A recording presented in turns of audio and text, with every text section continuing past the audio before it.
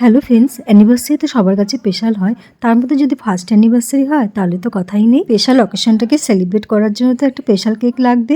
সেজন্য আমি আজকে সুন্দর একটা কেক ডেকোরেশন তোমাদের সাথে শেয়ার করছি। কেকটা ছিল 5 পাউন্ডের আর চকলেট ফ্লেভারের ছিল। কেকটা হবে 2 টায়ারের, সেজন্য আমি দুটো কেক বানিয়েছি। প্রথম কেকটা ক্রিম লাগিয়ে সেট করে নিয়েছি। এবার দ্বিতীয় কেকটা চকলেট দিয়ে ভালো করে ক্রিম লাগিয়ে সেট করে নিয়েছি। কেকের কালারটা এমন হবে, রেডও না পিঙ্কও না, তার মাঝামাঝি কালারটা আমি বানিয়ে নিয়েছি। এবার পুরো কেকটাকে এই ক্রিম দিয়ে কভার করে নেব, সুন্দর করে ফিনিশিংও করে নেব। এবারে যে আরো একটা কেক বানিয়েছি সেই কেকটাকেও এই ক্রিম দিয়েই কভার করব। তো আমি সুন্দর করে এই ক্রিম দিয়ে কভার করে নিয়েছি। কেকের ফিনিশিং কিন্তু মেন জিনিস হয়, ফিনিশিং সুন্দর না হলে কোনো কেকই দেখতে ভালো লাগবে না।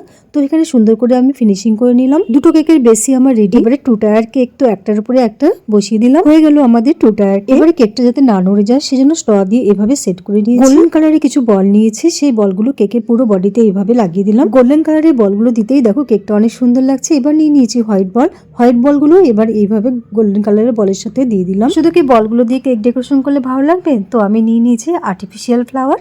তো ফ্লাওয়ারগুলো এইভাবে সুন্দর করে সেট করে ফ্লাওয়ারগুলো দিতেই কেকটা যেন সত্যি খুবই সুন্দর লাগছিল দেখতে। কেকটা তো বল আর ফ্লাওয়ার দিয়ে সাজিয়ে নিলাম, কিন্তু কেক ডেকোরেশনটা এখনো কমপ্লিট হয়নি, এখনো ফন্ডেন্ট ওয়ার্ক বাকি আছে। তো আমি ফন্ডেন্ট ওয়ার্কগুলো করে নিচ্ছি।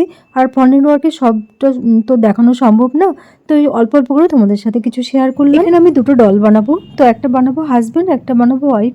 তো ওয়াইফকে আগে বানিয়ে নিচ্ছে। সুন্দর দেখে একটা তো ড্রেস পরাতে হবে, অ্যানিভার্সারি, ফার্স্ট অ্যানিভার্সারি বলে কথা। তো আমি একটা হোয়াইট কালারের সুন্দর দেখে একটা গ্রাউন্ড পরাবো। গ্রাউন্ডটা সেট করে নেবার পরে এবারে হাতগুলো লাগিয়ে দেবো। হাতে কিছু না রাখলে কেমন লাগে, তো আমি এভাবে একটা ছোট্ট করে গোলাপের বুকে বানিয়েছি। এই বুকেটা হাতের মধ্যে এভাবে সেট করে দিলাম। এবারে সুন্দর করে চুলটা তো বাঁধতে হবে, চুলটা সুন্দর করে বেঁধে দিলাম। ছোট্ট করে একটা লাল টিপ পরিয়ে দিয়েছি আর পরিয়ে দিলাম সিঁদুর। চোখের ওপরে আমি একটু গ্লিটার লাগিয়ে দিলাম, তাহলে চোখটা দেখতে আরো বেশি সুন্দর লাগবে।